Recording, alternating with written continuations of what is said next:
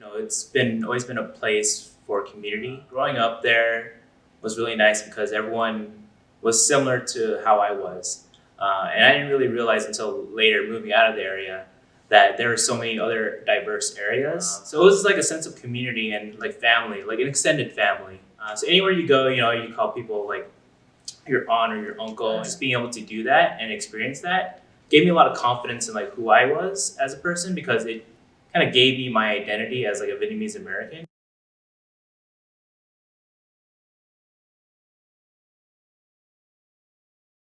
Okay, so I moved here with my family when I was in third grade.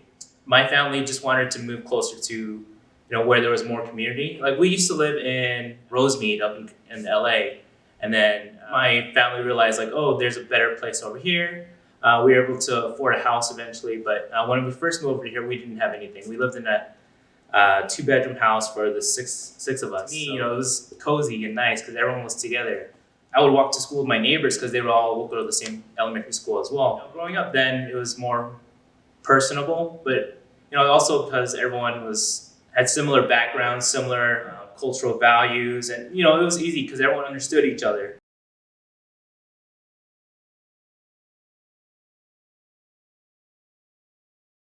A lot of times, the teachers that taught at those schools, they've been 2 years before the community was even kind of set up as like a Vietnamese community.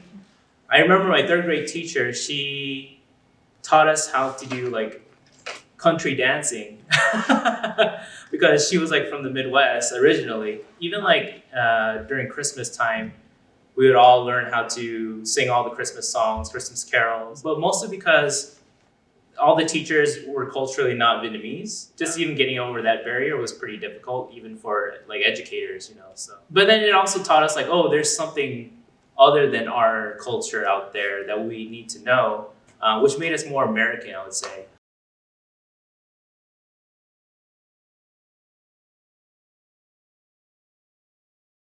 Not specifically, from what I heard, from my parents anyway.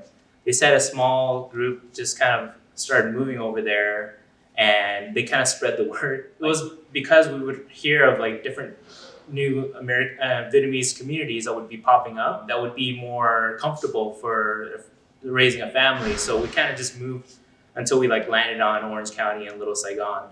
And for my parents, it was the most comfortable because all their friends were there. People spoke their language, and it was easy just to like go to the store and not worry about language barrier. My family was one of the first ones out of like, I guess, our family friends that actually moved to the area. For my parents, it was challenging for them to kind of understand like certain documents because sometimes they weren't yet translated into Vietnamese.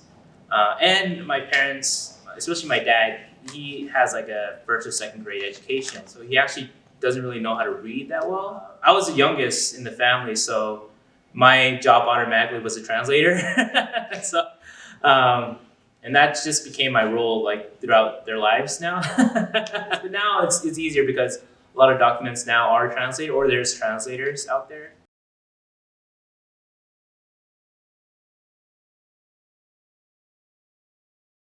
The main changes I would see would be changes in the stores or the restaurants. For the longest time, they were like the same owners, but now the younger generation's kind of taking over, and they're trying to modernize everything.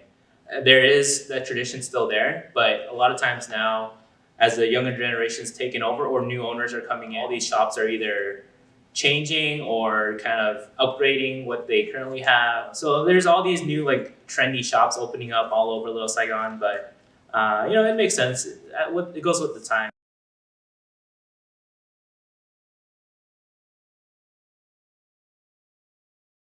It's really almost seamless, especially in the restaurants. Working in the restaurants, they're all Vietnamese or Hispanic and Latino. People in the Hispanic and Latino community, they know how to cook Vietnamese food because they work in those restaurants, and then they have that interaction with the Vietnamese people. So it's kind of nice because you like learn a little bit of like Spanish, or they learn a little Vietnamese.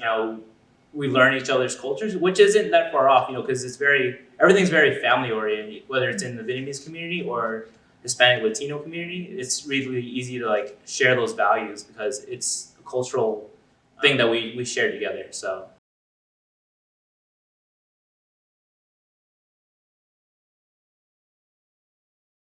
you like go to Little Saigon, like any Vietnamese person that needs anything, will find it there. Whether it's like along the street or the Asian Garden Mall, and which is like has so many different things from like jewelers to toy shops or even like bakeries. You know, like bakeries are like super huge.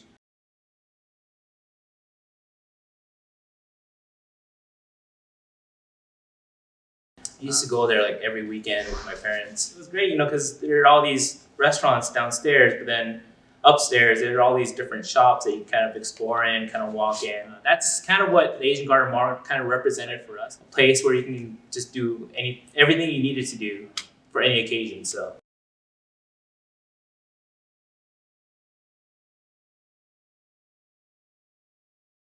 A lot actually. So we go to temple every Sunday, and it was almost like Boy Scouts as well. So we'd have these uniforms we would wear, but we would learn about Buddhism. We would like do the chants. We would also learn a little bit about Vietnamese, like the language. So learn how to read and write a little bit. I was also part of the line dance team. So we would go around, and people would rent us to like come to their restaurant, come to their business to do like the traditional line dance. We'd put on these huge performances, and we just do it for fun, but also to help out the community. But we would also get paid for it.